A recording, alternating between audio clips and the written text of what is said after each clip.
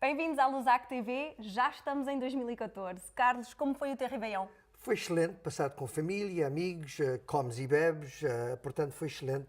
Vamos desejar aos nossos telespectadores também um excelente bom ano. E já agora, qual é a primeira história engraçada do ano? Olha, falaram-me recentemente de uma agência de viagens portuguesa que organiza viagens a lugares não muito visitados e até em alguns casos perigosos. Numa recente viagem à Nova Guiné, houve um português que foi raptado de noite e levado para uma aldeia de canibais. Eles ataram a um poste, começaram a aquecer um enorme caldeirão no fogo e o português nota que, à volta dele, enquanto eles dançam, um dos canibais tem uma camisola do Cristiano Ronaldo.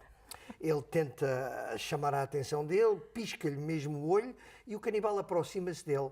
E ele diz-lhe, epá, eu sou português também, pá, eu venho do mesmo país, tu não me vais comer, pois não? E o canibal pergunta-lhe, ouve lá, mas tu és português do continente ou dos Açores? Epá, não há diferença, somos todos portugueses. Sim, mas é só por causa do tempero. Mais uma engraçada. No nosso programa hoje temos duas entrevistas, uma com o Carlos Leitão, economista-chefe da Banque Laurentienne, e a Alexandra Mendes, presidente do Partido Liberal do Canadá, secção Quebec. E continuamos com uma reportagem fora dos nossos estúdios, onde fomos visitar vários bares portugueses na comunidade, onde falaremos de desporto e igualmente temos uma entrevista com dois desportistas. Bom programa!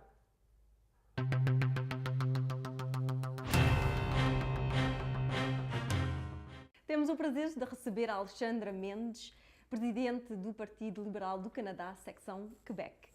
Boa noite, Alexandra. Boa noite, Ludmila. Podes-nos explicar como apareceu na política? Aparecer na política, não foi bem aparecer na política, estudei política, aliás, apaixonei pela política logo a seguir ao 25 de Abril em Portugal. Obviamente que foi uma altura na história portuguesa em que quem a viveu era difícil não ser transportado pelo entusiasmo do que se estava a passar. Mas digamos que, bom, viemos para o Canadá em 78 e quando comecei o CEGEP foi exatamente o que me apaixonou, estudar História e Ciências Políticas. Portanto, o interesse estava e vivia em mim. A política ativa como tal comecei em 2001, quando deixei, após 15 anos, a Maison Internationale de la Rive Sud, e que comecei a trabalhar para o deputado federal, na altura em Brossard-la-Prairie, o Honorável Jacques Sadin. E quando estudava cá em Montreal, era uma pessoa muito ativa nas associações estudantes de política? Sim. Foi parte, evidentemente, de um instinto, por assim dizer, político que começou desde aí. Fiz parte do Conselho de Estudantes do CEGEP, de Champlain, e fui mesmo, enfim, para grande desespero dos diretores do CEGEP, a primeira iniciante de uma greve de estudantes no CEGEP Champlain, a primeira vez em 1982, Na altura era contra a Lei 111, que aumentava estupidamente o número de alunos por professor, Sim. e enfim, já foi há uns aninhos, não é? Mas na altura foi fascinante e ainda hoje se lembram de mim no Champlain por causa disso. Ainda bem. Sido a primeira. Mas foi sempre uma faceta da nossa vida humana que me fascinou. Foi a política, a atividade política. Portanto, sim, e mesmo digo, o meu trabalho durante 15 anos num organismo de acolhimento para pessoas imigrantes e refugiadas era em si a ação política. Pois. Quer dizer, porque obviamente dependia muito do apoio político dos governos e necessitava de bastante ação política. Portanto, de uma maneira ou de outra, não posso dizer que entrei na política, mas evoluí na política de várias maneiras. Mas, portanto, comecei a trabalhar para o deputado federal de Brossard em 2001. E em que ano foi eleita? Em 2008. Em 2008. Em 2008, exato. Portanto, candidatou-se para presidente do Partido Liberal do Canadá. E como é que se passou isso? Primeiro candidatei-me para a presidência do partido a nível nacional, portanto, para o Canadá inteiro. Bom, infelizmente éramos 4 candidatos, infelizmente não ganhei essa, mas, como diria a minha mãe, Deus escreve direito por linhas tortas, não é? E, eventualmente, acabei por me candidatar à presidência do partido no Quebec, depois de muita pressão, porque, sinceramente, eu não queria mais derrotas, já tinha tido a derrota em 2011, a derrota na candidatura para a presidência a nível nacional, não estava com grande vontade de me lançar noutra campanha logo a seguir, mas, enfim, pediram-me, lá me lancei e acabei por ganhar a presidência do partido no Quebec em junho de 2012. Portanto, há 1 ano e meio que é um trabalho a tempo inteiro, é um trabalho que me consome, que me consome energias, que me consome tempo, imaginação, senso de diplomacia, enfim, tudo aquilo que pode ser necessário no meio político, é óbvio, porque é um trabalho de organização. O partido estava completamente devastado depois das eleições de 2011. Não só perdemos metade da nossa ala parlamentar, mas obviamente com as consequências naturais é que perdemos também uma série de membros e de benévolos e de pessoas que estariam interessadas em se ativar no partido. Portanto, era reconstruir o partido praticamente do zero no Quebec. Tenho tido uma sorte extraordinária com a equipe que temos tido para o fazer e, obviamente, a eleição do nosso novo chefe em abril tem provocado para falar bom português, um elan de interesse, de simpatia, enfim, mesmo de abertura ao Partido Liberal e àquilo que nós oferecemos, que tem ajudado bastante. Portanto, desde abril, o facto de termos o Justin Trudeau como chefe tem sido, obviamente, um fator importante no ressurgir do partido. E a ver, vamos agora o que vai ser o futuro. E falando do Justin Trudeau, é verdade que ele é muito popular e acha que ele tem possibilidades de ser eleito como primeiro-ministro, apesar de ser jovem. O Justin não é assim tão jovem como toda a gente o quer ou pretende. Enfim, o Justin acabou de fazer 42 anos, no dia de Natal, o Justin é algo que nós não nos podemos esquecer. Foi uma pessoa que foi educada no meio político, que foi instruída no meio político desde que nasceu, que bebe e que come tudo o que é política. Portanto, isso, quer queiramos, quer não, mesmo sem ele se dar conta, eu estou convencida, há imenso que o preparou para... Já está dentro dele. Mas mais do que isso, o que o Justin tem, que eu considero essencial para um chefe de partido, é uma grande capacidade de buscar pessoas competentes naquilo que ele acha que não tem necessariamente a competência para agir. Que seja a nível de defesa e de política internacional, onde foi buscar o general Leslie, que seja a nível económico, que foi buscar uma nova deputada, que é agora a nossa nova deputada em Toronto, no centro de Toronto, a Chrystia Freeland. O Justin tem à volta dele uma equipe extraordinária de deputados atuais eleitos e de potenciais deputados que, para mim, é exatamente o que uma democracia precisa. Não é só de um primeiro-ministro, porque o que nós vivemos agora, por muito difícil que seja às vezes de engolir, é praticamente uma ditadura. O Stephen Harper, o nosso primeiro-ministro atual, age sozinho, sem grande cuidado com o que o Parlamento, ou enfim, sem fazer grande questão do que o Parlamento possa pensar ou querer. Portanto, há uma grande autoridade que está concentrada no Primeiro-Ministro e que o nosso sistema permite, obviamente, isto não foi ele que o criou, é o nosso sistema parlamentar que o permite. Mas não podemos falar de um governo que esteja cheio de competências, porque não tem. Infelizmente, os ministros do Primeiro-Ministro Harper são, enfim, fracos, e sendo generosa. E que eu penso que, historicamente, o Partido Liberal tem demonstrado oferecer aos canadianos um gabarito de competências que é muito mais reassuring, e desculpem, não sei qual é o termo em português, mas muito mais capaz de inspirar confiança nos cidadãos, porque são várias pessoas que têm competências e são várias pessoas que podem completar-se com as competências que têm. E é isso que eu penso que nós podemos oferecer ao Canadá. E quais são as perspectivas para o Congresso em fevereiro? É o primeiro congresso do nosso chefe como chefe, portanto, obviamente vai ser em si um momento importante para a preparação do partido para as próximas eleições. É um congresso em Montreal, para nós é bastante importante, é bom para o moral mesmo do partido no Quebec, de podermos dizer que sim, estamos outra vez vivos e energéticos e dinâmicos no Quebec. E é também, sobretudo, um congresso de preparação de plataforma eleitoral, não é? Portanto, onde vão ser discutidas uma série de resoluções políticas, onde vão ser debatidas uma série de resoluções políticas e vamos dar uma direção ao que gostaríamos que fosse a plataforma eleitoral do partido. E como é que vê a situação política atual canadiana e quebequiense? Vamos começar pelo Quebec, talvez, é mais fácil. A situação do Quebec é, para mim, preocupante economicamente, mais do que outra coisa, e infelizmente não creio que o governo atual esteja a dirigir as energias para os problemas económicos do Quebec como deveria, ou como seria desejável que o fizesse, e estão a criar diversões em coisas que, sinceramente, não têm qualquer urgência na sociedade quebequense, como a história da Chartres, vem só tirar ou desviar a atenção dos cidadãos de uma coisa que é muito mais importante, que é a nossa economia, que está pelas ruas da amargura. O Quebec continua a ser a província em que estamos com o desemprego mais alto, com a percentagem menor de criação de empregos, e penso que isso é muito mais preocupante do que as questões abordadas pela Charte de Valard. Enfim, uma opinião.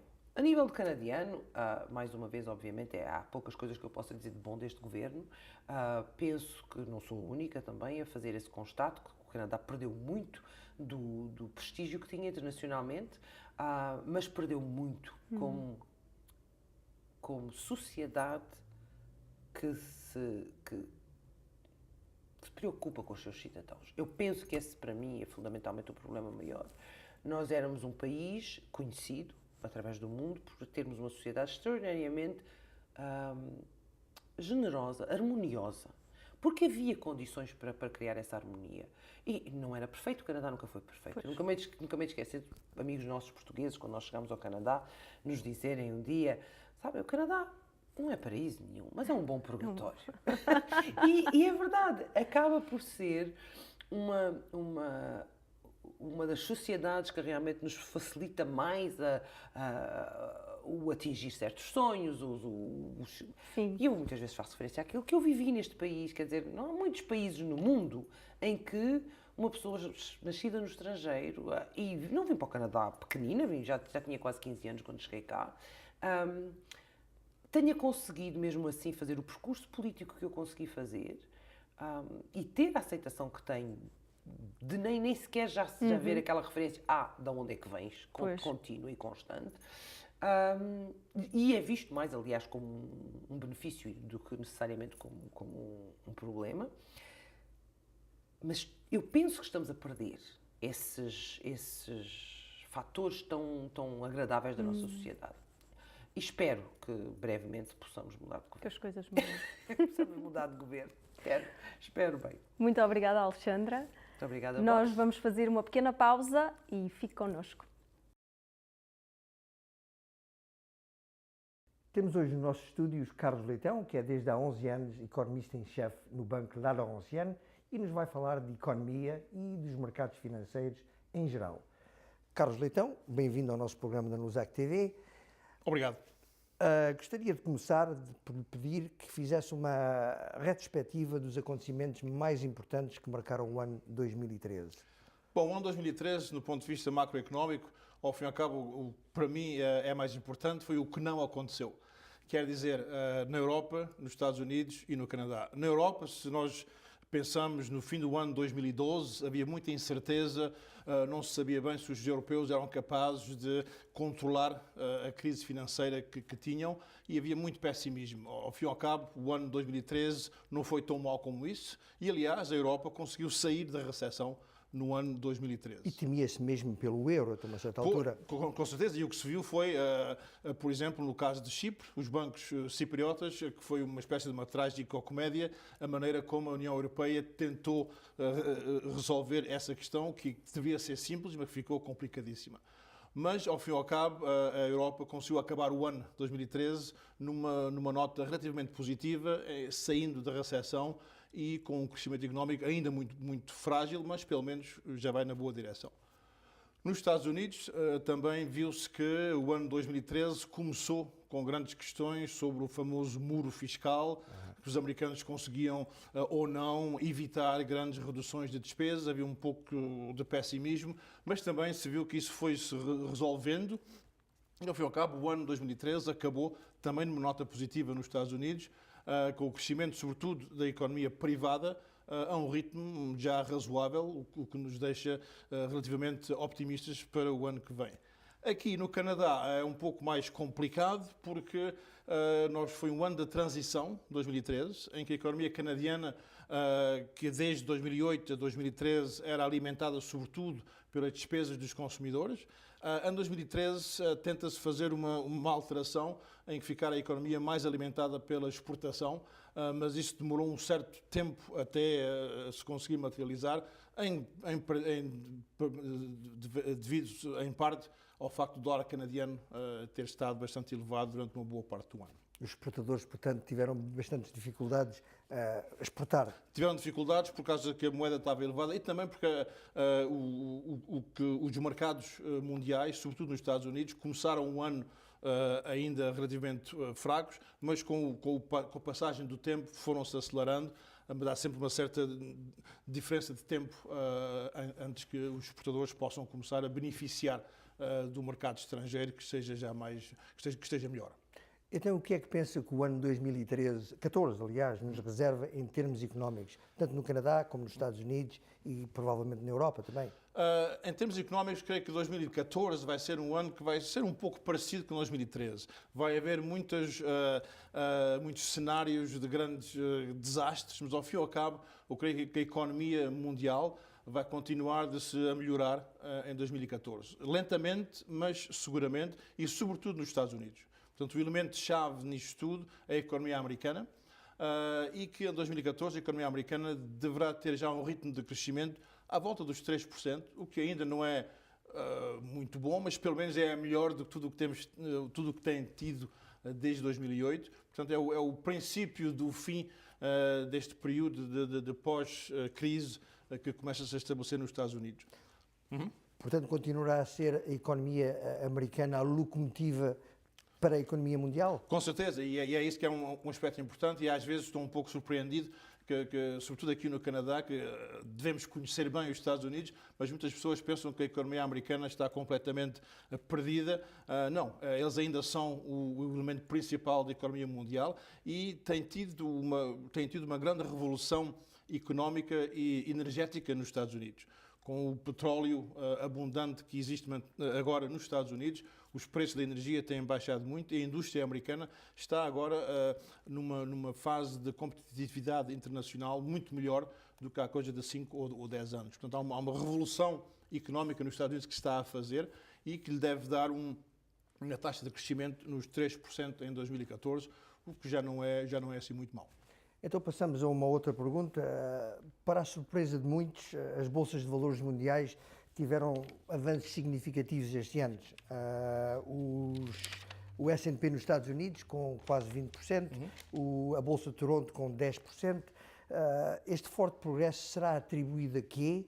E quais as perspectivas para o ano 2014 nas bolsas norte-americanas? E não mencionou a bolsa japonesa, o Nikkei, que são quase 50% de aumento. Tanto? Quase 50%. O elemento principal nisso tudo, que seja nos Estados Unidos, que seja no Canadá, mas sobretudo nos Estados Unidos e no Japão, é a política monetária. Ora, nos Estados Unidos, a Reserva Federal tem adotado uma política monetária muito acomodante, tem comprado milhões e milhões de ativos financeiros para porem liquidez nos mercados financeiros, para que os mercados financeiros possam começar a funcionar de maneira mais normal devido à grande crise que houve em 2008 e 2009. Ora, isso tem começado a funcionar e o primeiro lugar onde os benefícios dessa política monetária se têm verificado tem sido nas bolsas de valores e, sobretudo, a Bolsa Americana, que tem feito muito bem. Por outro lado, também é importante o facto da economia privada americana estar em bom crescimento e termos um ambiente de inflação muito baixa. Ora, o que isso quer dizer é que os custos de produção são também bastante baixos e, portanto, os lucros das empresas americanas, sobretudo as grandes empresas, as grandes multinacionais, os lucros são bastante elevados e isso traduz em valores da Bolsa que são também elevados. Portanto, para investidores, quais são os mercados, digamos, ou os setores com menos risco no mercado, por exemplo, na Bolsa canadiana, a recomendar? Pois, porque a Bolsa americana fez muito bem, também a japonesa e a europeia de uma certa maneira, mas hoje, agora, no princípio de 2014, vê-se que os valores estão bastante elevados, está bastante cara. Portanto, um investidor hoje em dia, quando vai pensar o que deverá fazer em 2014, tem que ter um pouco de cuidado e tem que pensar que já houve todo esse aumento de 2013 e que não é normal pensar-se que isso pode continuar a esse ritmo em 2014. Ora, o que nós sugerimos aos nossos clientes em 2014 é de ter uma atitude muito mais prudente, de ter cuidado e de se concentrar nos setores mais tradicionais, no caso do Canadá, são as telecomunicações e o setor bancário. Setores que também lhes dão bons dividendos e, portanto, não é só o aumento da ação, é também o rendimento que tem cada mês. Para aqueles que gostam de ter um bocadinho mais de apetite ao risco, um setor que parece que agora está com boas, seja mais positivo em 2014, é o petróleo canadiano. Porque o petróleo canadiano baixou bastante em 2013, falta de pipelines e isso tudo, e então está agora a preços bastante baixos, e isso seria talvez uma boa altura para se entrar no setor dos petróleos canadianos agora, mas é mais arriscado do que os bancos ou as telecomunicações. O facto da produção de petróleo americana, portanto, também estar a crescer cada vez mais com o excesso de petróleo, não é? Isso não haverá, talvez, problemas aqui para nós, no Canadá, no setor de energia, no setor do petróleo? Pois, temos que fazer uma grande mudança, o que está a tentar fazer, porque, ao fim e ao cabo, o mercado americano para o petróleo canadiano já não é tão atrativo como era de antes, e, portanto, o petróleo canadiano tem que encontrar outros mercados, sobretudo no Pacífico, na Ásia e talvez também na Europa. Portanto, a construção de pipelines é importantíssima para o futuro do petróleo canadiano. É por isso que investir agora nas companhias petrolíferas canadianas é um pouco arriscado, porque se esses pipelines não se construírem, há grandes problemas, mas se o pipeline for construído, nesse caso, a potencialidade de aumento de valor das ações das companhias petroleiras canadianas é bastante elevada. Como última pergunta, e não menos importante, desde 2008 que as desigualdades sociais, tanto na Europa como nos Estados Unidos, não cessam de aumentar. Nos Estados Unidos fala-se de um fosso cada vez maior entre o 1% da população mais rica americana e o resto dos grupos sociais.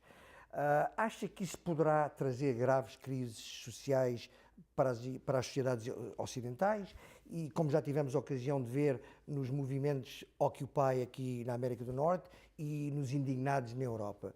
Qual é a sua opinião sobre isso? Bom, isso é uma questão bastante complexa, mas do ponto de vista económico é evidente que o aumento das desigualdades sociais não é eficaz. Portanto, uma economia em que esse fosso aumenta cada vez mais não pode funcionar bem. Portanto, será mais eficiente se diminuir essas desigualdades. Isto além da questão social ou ética. Que são também bastante importantes. Agora, a pergunta a resposta é o que é que se deverá fazer para tentar reduzir essas desigualdades sociais? Quais as pistas de solução, portanto? É isso. E aí há duas grandes escolas de pensamento. E, aliás, vamos ver em prática vários países que vão adotar as questões diferentes. Por exemplo, em França, adota-se uma política baseada sobre um aumento dos impostos, elevadíssima. Portanto, todos os que ganham mais de 1 milhão de euros vão ter agora uma taxa de 75%. E também outros aumentos de impostos para tentar reduzir as desigualdades sociais. Na América do Norte, nos Estados Unidos sobretudo, o que se está a tentar fazer agora, que já existe uma certa paz fiscal nos Estados Unidos, é tentar acelerar o crescimento económico para dar mais possibilidades de emprego. Porque, ao fim e ao cabo, a desigualdade social, à base da desigualdade, há o facto do mercado do trabalho nos Estados Unidos e na Europa não funcionar tão bem como tinha funcionado antes de 2008. É a falta de emprego, a falta de possibilidades de se encontrar um emprego que dá origem a essas desigualdades sociais cada vez maiores. Portanto, o que se terá que fazer é acelerar o crescimento económico para se poder criar mais empregos, para tentar diminuir as desigualdades sociais. Mas isso não vem sozinho. Está claro que os governos têm também um papel importante a jogar. Era nisso, aliás, que eu ia. Os papéis do governo são fundamentais para tentar mudar ou solucionar. Com certeza. Portanto, no que respeita a políticas de aceleração do crescimento económico, é necessário, e sobretudo é o caso mais visível é na Europa, em que ainda se está a pôr em prática uma política fiscal que é completamente inapropriada para a situação, para a realidade europeia. No caso de Portugal, uma austeridade já há coisa de 3 anos e que não resolve nada e, ao fim e ao cabo, fica cada vez pior. Já 3 anos depois de se ter um package da Troika, o déficit orçamental ainda é de 5,9% do PIB. Portanto, essa política não tem funcionado, tem que se passar a outra coisa, porque senão, se não se consegue acelerar o crescimento económico, não se consegue criar emprego e não se consegue reduzir as desigualdades sociais. E assim termina a nossa entrevista com o Carlos Leitão. Vamos fazer uma pequena pausa e regressamos em breve.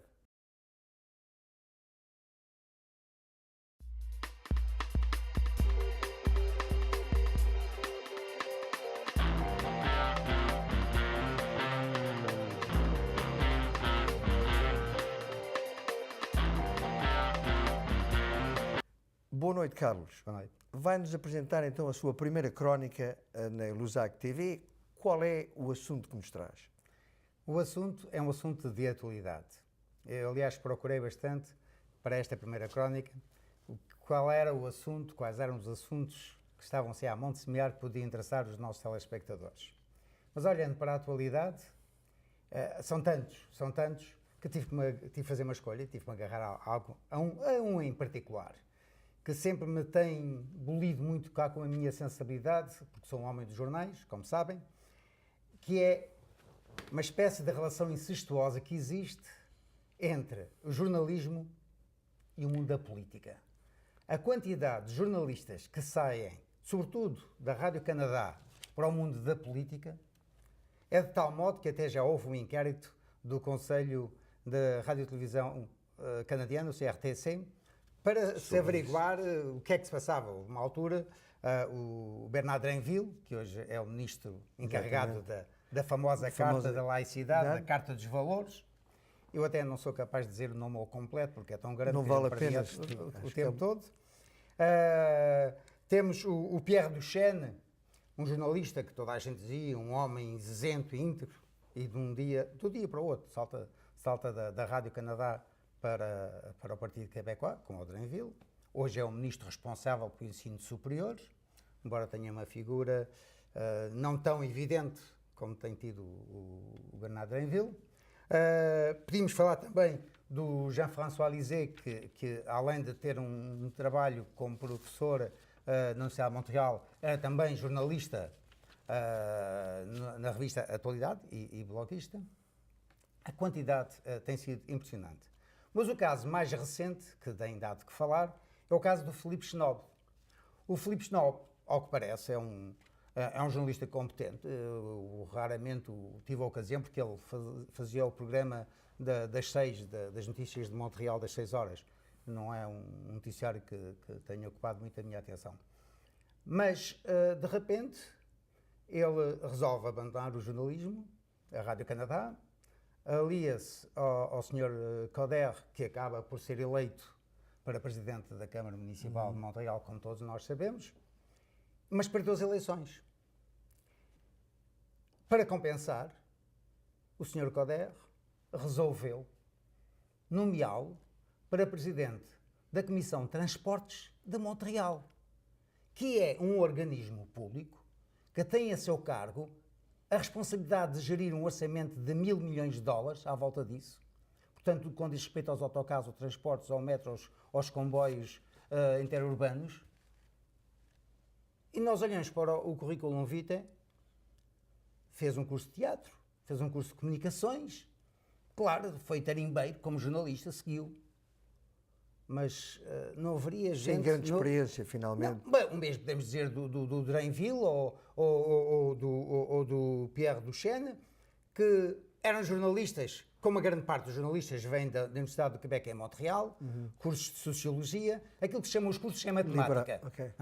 Cursos em Matemática, quer dizer, não sabem fazer contas, não é? Pois. Mas passam ministros. Eu não sei também qual é o cargo mais importante, se é ser ministro, se é ser presidente de uma comissão de transportes. Não sei, mas entram em outro. É verdade que não são eles que vão fazer a gestão direta dos orçamentos que estão a cargo deles, seja o ministro, seja como presidente do Conselho. Mas, no entanto, serão os responsáveis pelos... Bem, são responsáveis pela política. Exatamente. São responsáveis pela política. Mas, quer dizer, estes transfugas que passam com um currículo vitae reduzido ao mínimo, pelo menos em termos económicos, para o mundo da política, realmente é confrangedor. Quer dizer, o que significa a partida? Significa a partida que todos estes jornalistas, e podíamos falar desde o tempo de René Lévesque, que também era um jornalista da Rádio-Canada, Madame Payette, ou mais recente, Christine Saint-Pierre, que foi para o Partido Liberal, todos hoje têm ido para o Partido Quebecois. Quer dizer que estes indivíduos, quando tiveram a fazer o trabalho, estiveram sempre com um objetivo ideológico por trás deles, não é? Já tinham certas tendências, talvez até. E coisa curiosa é o que se passa no inverso. São os que estão do mundo da política e que passam para o lado do jornalismo.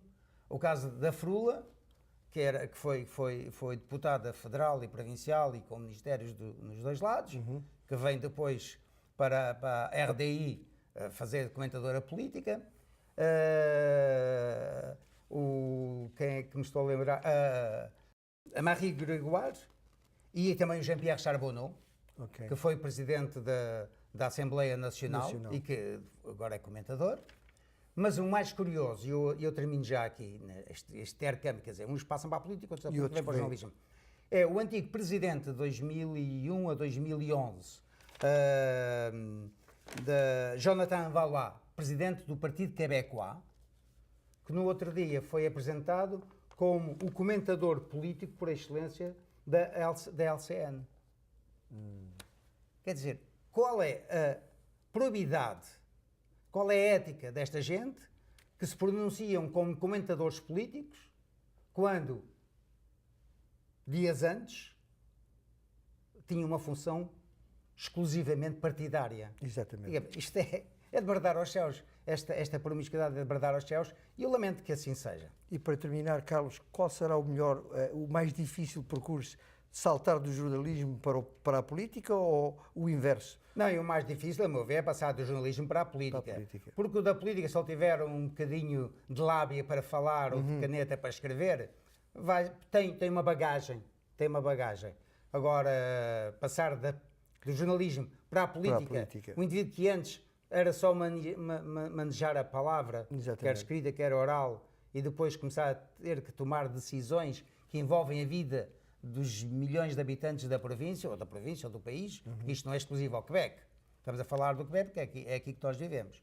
É um salto muito grande. Pronto, obrigado, Carlos, e até à próxima edição. E a seguir continuamos com o desporto.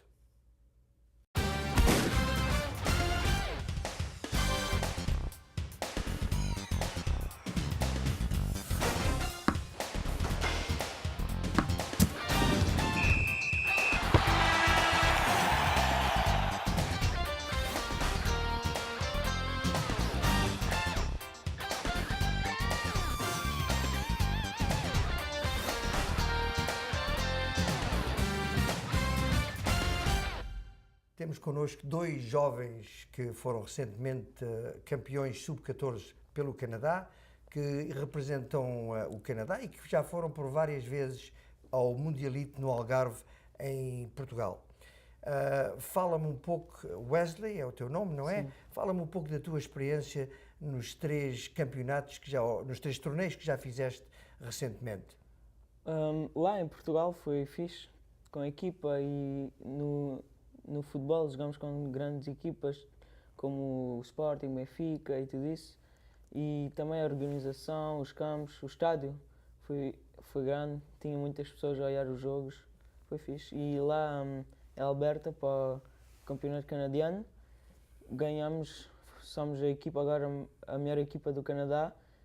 Foi fixe, agora com aqui o Balu, que marcou tipo 13 golos, ele é muito bom e... Portanto, o Balu foi o melhor marcador do campeonato ou Não, um dos melhores? Foi o segundo. O segundo melhor marcador no campeonato? Sim, ele fez muitas passas para a equipa. Ok. Ele é um grande capitão. É o capitão da equipa. É. Ok, então vamos falar um pouco contigo, Jean-Yves. Parle-moi un petit peu peut-être de ton expérience au Portugal quand tu es allé pour ce tournoi pour la première fois, je crois, récemment. Ouais. La première fois que je suis allé au Portugal, j'ai vraiment aimé ça. C'est un beau pays, de un. Puis ensuite, le niveau là-bas, c'est vraiment beau. Ils sont vraiment forts, ils jouent bien techniquement, ils se parlent et tout. L'ambiance est vraiment bien. Comparé ici, c'est comme différent, c'est une étape différente là-bas. Alors, tu as trouvé vraiment une j'ai grande pris différence? J'ai beaucoup appris là-bas. D'accord. Sinon, j'ai vraiment aimé ça. Très bien. E tu, falando novamente contigo, Wesley, a tua experiência em Portugal, não foi a primeira vez que foste a Portugal só para jogar futebol, tu tens família lá, imagino, já tinhas contactos em Portugal, não? A tua equipa, fala-me um pouco da equipa, a equipa chama-se a Panelinhos. Panelinhos. É uma equipa de nome grego, de origem grega? Ok. Até essa equipa que o teu pai treina, não é? Treina, somos aqui o campeão do Quebec, do Canadá. Fazemos todos os recordes e fomos nominados a melhor equipa do Quebec. Do Quebec? E do Canadá também. Muito bem. Portanto, obrigado pela vossa presença e vamos fazer uma pequena pausa e regressamos em breve. Visitámos vários bares na comunidade portuguesa esta semana e sei que fizeste umas entrevistas a vários desportistas. Conta-nos lá então como é que se passou essa visita. É verdade, fomos até ao bar A Bola, onde reunimos 3 pessoas, uma do Benfica, outra do Sporting e outra do Porto, para nos falar da seleção nacional. A carreira da seleção até este momento e também aquilo que poderá fazer no Campeonato do Mundo de 2014, portanto deste ano. Foi muito interessante a conversa e vamos passar imediatamente a seguir as imagens recolhidas.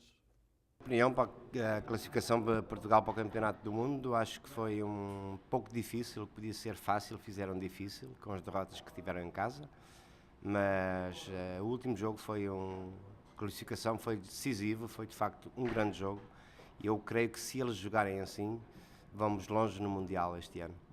Para apoiar o que ele diz, a qualificação ficou complicada, poderia ter ficado fácil, mas pronto, Portugal sempre joga melhor contra equipas de maior calibre, como provou contra a Suécia. A Rússia era melhor que Portugal?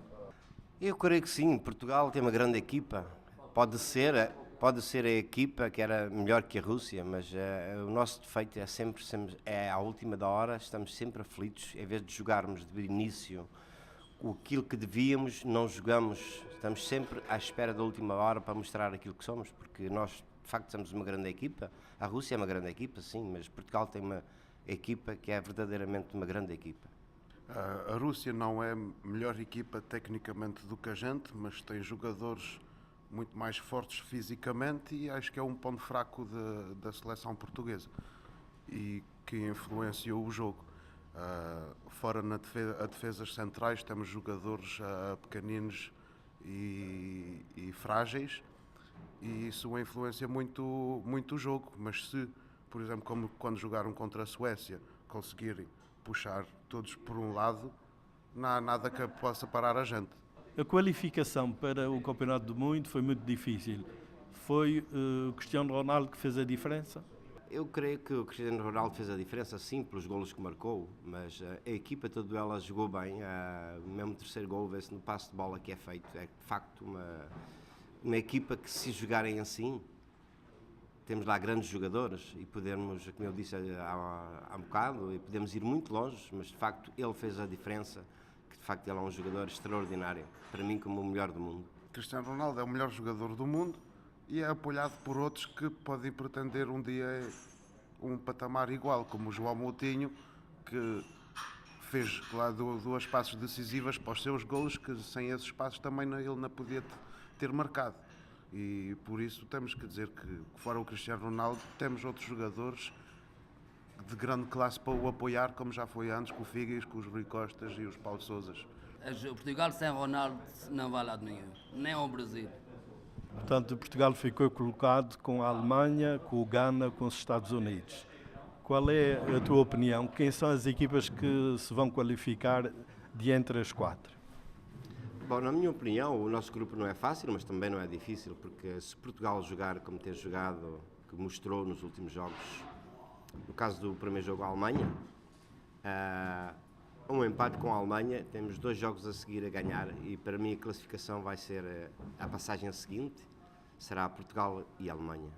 Como ele diz, a Alemanha, quem eu acredito que vai passar vai ser Portugal e a Alemanha, mas a Alemanha para mim é a melhor equipa que vai ao Mundial de 2014. Tem mais jogadores nas equipas que estão a fazer as equipas 11 do ano, ou a equipa do ano. É a seleção com mais jogadores que está incluída e, aliás, foi uma equipa alemã que ganhou a Liga dos Campeões. O que prova que a Alemanha tem grande futebol ultimamente. Para mim, também a Alemanha e o Portugal. Paulo Bento é o bom treinador para conduzir a seleção portuguesa no Mundial?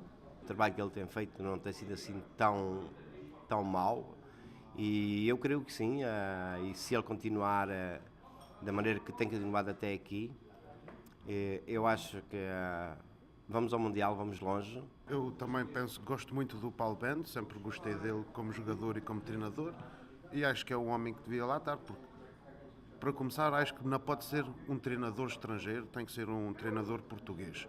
Que a gente estamos dos melhores treinadores do mundo, outra vez este ano, no top 10, no top 10 dos treinadores do ano, tinha 3 portugueses e era a nacionalidade com mais treinadores no top 10. O Paulo Bento é muito bom, mas bem, bom para a gente, para não ter problemas, era o nosso Meirinho.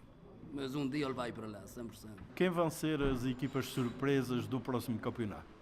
Daquelas que nos espera, temos por exemplo no grupo de Portugal que por vezes pode haver uma surpresa, como no caso do Ghana, que é uma equipa que de vez em quando faz surpresas e daí nunca se sabe. Equipas surpresas, eu vejo se calhar o Uruguai, que tem 2 dos melhores ponta de lanças da época passada e desta época, com o Suárez e o Cavani. Também tem os Estados Unidos, que sem ter grandes nomes, é a seleção que passa mais tempo junto, que jogam mais jogos junto e conhecem-se bem. A equipa que é o Ghana. O Ghana tem que fazer muita atenção a eles, eles são pequenos, não têm números, mas e a América também. Temos que fazer muita atenção para pode apresentar muitas surpresas. Para terminar, agora, quem vai ser o campeão? O campeão do mundo gostaria muito que fosse Portugal, mas como disse já há um bocado e volto a dizer, se Portugal jogar como jogou o último jogo, e se os jogadores verdadeiramente tiverem orgulho na camisola que vestem e se empenharem, vamos ter uma final Brasil-Portugal. Eu também gostava que seja Portugal, claro, mas como disse há bocado, para mim a melhor equipa que vai ao Mundial é a seleção alemã e acredito que vai ser muito difícil eles pelo menos não chegarem à final. Isso, para mim não há poucas dúvidas, a Espanha anda a ficar velha, os jogos dele, o tic-tac anda a passar de moda, a Itália não os vejo muito longe, nem a França, nem o Brasil, portanto é mesmo ou a Alemanha ou a seleção nacional. Para mim é Portugal, mas eu gostava, a minha opinião, se o Brasil chegar à final ou Portugal chegar à final com o Brasil, a gente somos campeões, e é Portugal. Temos os pequenos almoços, temos pratos típicos portugueses, cozinha portuguesa, pratos especiais a partir de $10, tudo incluído, sopa, café, sobremesa. Norberto, sei que de seguida foste ao Café Triângulo, onde acabaste também por fazer mais umas entrevistas sobre um outro tema, acho eu, não? Sim, mas o processo foi o mesmo. Outras 3 pessoas diferentes, onde o assunto principal foi a possibilidade do Cristiano Ronaldo vencer a bola de ouro, que representa ser o melhor jogador do mundo. Vejamos as imagens. No dia 13 de janeiro vai haver, portanto, a eleição do melhor jogador do mundo. Achas que o Cristiano Ronaldo vai ganhar? Para mim o Ronaldo está acima dos 3. A nível técnico, a nível de posição física e de qualidade de bom jogador que é, para mim, ele merece mais que nunca ganhar a Bota de Ouro este ano. Muito embora passamos a ser suspeitos por sermos portugueses, mas não há dúvida que o Cristiano Ronaldo, quanto a mim, faz a diferença a nível de jogador, pelas qualidades dele, porque o Cristiano Ronaldo, com certeza que em qualquer clube consegue vencer, enquanto que o Messi ou o Ribéry consegue porque está numa equipa que tem uma grande ajuda e um nível de futebol. O Ronaldo adapta-se a qualquer... Deu provas, portanto, na Inglaterra, a qualidade e o sistema de jogo dele é totalmente diferente. Quanto a mim, ele merece o prémio do melhor jogador do mundo. É um grande jogador conhecido no mundo inteiro.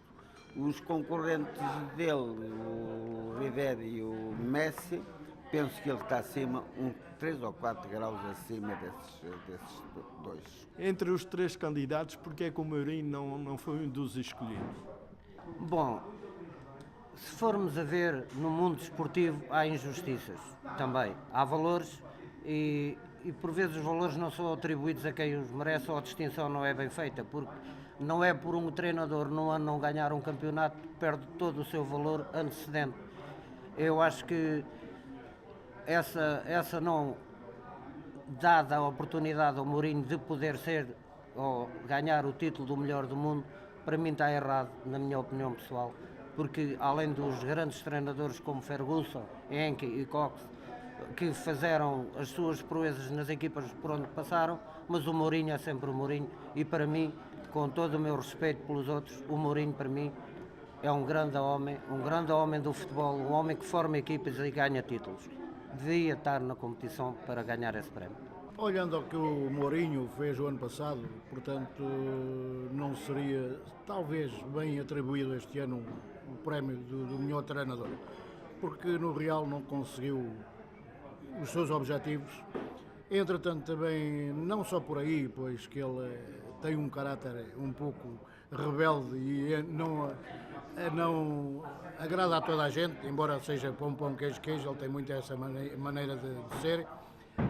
Por aí não vai levar muita gente a votar por ele, mas como treinador não há dúvida. Claro que o treinador faz a equipa e a equipa também faz o treinador. Este ano ele não terá com certeza os mesmos jogadores que tinha o ano passado, não tem lá Ronaldos, não tem outros jogadores que tinha o ano passado, mas tem o seu valor, mas penso que não será bem atribuído a ele este ano como prémio de melhor treinador. O Mourinho tem dado muito que falar em todas as equipes que passou, penso que tem muito mérito. Não lhe atribuírem esse prémio de melhor treinador foi uma decisão de alguém que tomou que não se pode explicar verdadeiramente. Nós servimos 2 especiais do dia, um de carne, outro de peixe, os mais regionais possíveis, os mais portugueses possíveis, visto que nós trabalhamos o mais português possível que podemos fazer. E sei que terminaste indo até ao Café Central, não muito longe do Triângulo. Sim, fomos até ao Café Central para terminar a nossa reportagem e lá falámos sobretudo no Campeonato Nacional e as suas consequências. Vejamos também as imagens. E queria que tu me fizesses a análise ao Campeonato Nacional. E eu como portista, portanto, gosto sempre do Porto. Portanto, este ano não está o mesmo Porto que eu esperava, como foi dos outros anos, no outro ano. Porque perdeu 2 peças fundamentais, foi o João Moutinho e o Jaime Rodrigues, mas com tudo isso eu penso e espero que o Porto ainda vai ganhar o campeonato.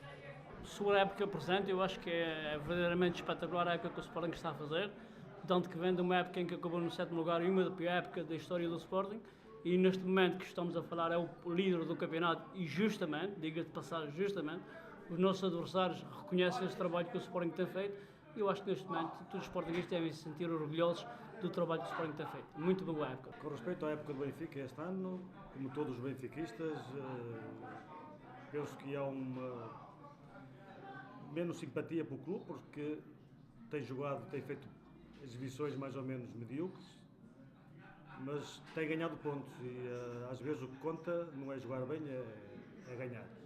Mas não é o Benfica que todos os Benficas esperavam, pela equipa que tem, é uma equipa que está abaixo do seu rendimento, do valor dos jogadores. Em relação aos treinadores, eu gostava que vocês analisassem o trabalho do Jorge Jesus, do Jardim e do Paulo Fonseca. O problema pode ser do treinador, talvez, porque aquele problema que houve entre o Cardoso e o Jesus, talvez os jogadores perderam um bocado de respeito ao treinador e não façam bem o que ele quer.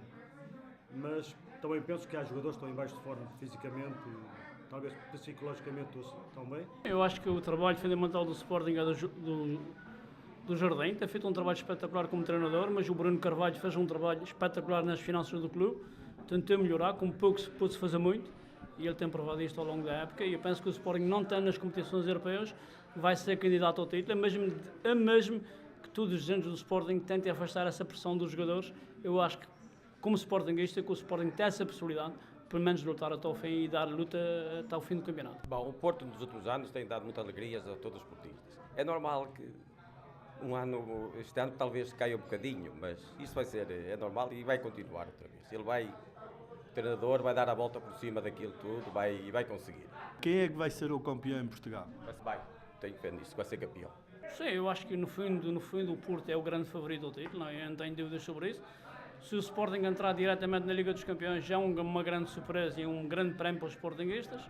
Estamos a correr por fora, mas quem corre por fora por vezes chega lá acima primeiro com os outros e eu tenho essa grande esperança de fundo de mim mesmo. Penso que o Sporting pode chegar a fazer uma coisa positiva este ano. Como benfiquista eu tenho um bocado de esperança que o Benfica ainda vai ser campeão este ano, mas vendo a realidade o Porto para mim é uma equipa superior. Tem bons jogadores, mesmo que perdeu os 2 jogadores, o Porto tem uma grande equipa, tem um grande presidente. A época em Portugal tem mais outras competições, a Taça de Portugal, a Taça da Liga.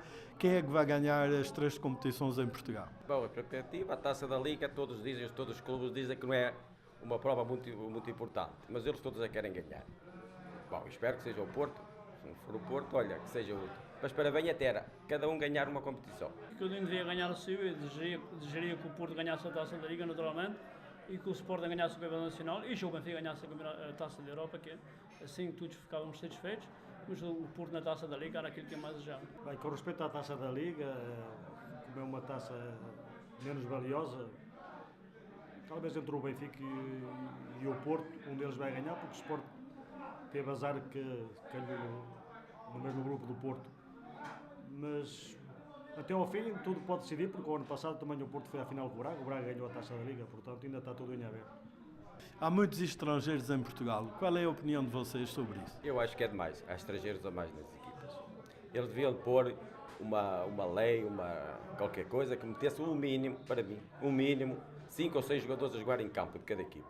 Para dar hipótese aos nossos jogadores portugueses, para se mostrarem, para ir mais longe, para um dia mais tarde, até a nível de seleção, temos melhores futuros para a nossa seleção. Você sabe que isto é o forte do Sporting, são os portugueses. Temos esse orgulho e estamos na luta pelo campeonato e com a equipa base da academia e com muitos jogadores da sociedade portuguesa, 6, 7 na equipa principal. O que o Benfica e o Porto só veem isso no Estádio do Dragão e no Estádio da Luz, quando a Seleção Nacional joga. Só vêm 6, 7 jogadores quando a Seleção joga. Portanto, a gente tem hipóteses a nível nacional. Tem hipóteses porque tem muito dinheiro e vão ao estrangeiro buscar os jogadores estrangeiros. Porque a nível nacional toda a gente sabe que o Sporting representa Portugal e mais ninguém o faz. Isso é uma coisa que não é só deste ano, já há vários anos que é esse problema de muitos estrangeiros, porque os clubes, os grandes, não apostam nos jogadores portugueses. No caso do Benfica, por exemplo, tem alguns jogadores novos que chegam ali, jogam 2, 3 jogos, são arrumados, e outra coisa também é os empresários. Os empresários preferem buscar jogadores à Sérvia, ao Brasil, não sei para onde, e depois metê-los ali porque dão mais rendimento aos empresários. Mas para isto tem que haver uma lei e exigir a cada clube meter 6 ou 7 jogadores de início portugueses. Enquanto não houver uma lei que obrigue as equipas a ter jogadores portugueses, penso que não vamos lá nenhum. E depois reflete-se na seleção portuguesa. Temos 10 televisões, quando eu vim para cá só havia 2, agora temos 10. E meti um sistema que apanhamos os jogos portugueses todos e apanhamos também internacionais. E se quiserem vir aqui para o Campeonato do Mundo, a gente vai mostrá-lo. Estou a tentar fazer uma esplanada ali no estacionamento para o Mundial. São bem-vindos, especialmente as senhoras. E assim termina a nossa emissão. Não se esqueçam que a Lusac TV está no ar todas as segundas-feiras, das 22 às 23 e com repetição ao sábado, das 11 ao meio-dia. A telenovela Bem-vindos a Beirais está no ar de segunda à sexta, das 5 às 6 da tarde, com repetição das 6 às 7 da manhã e do meio-dia à 1 da tarde. A Lusac TV passa no canal 47, se tiver a Videotron é no canal 16 ou então 616 em alta definição, e com a Bell 5 é no canal 216 ou 1216 em alta definição. Então, boa noite e até para a semana.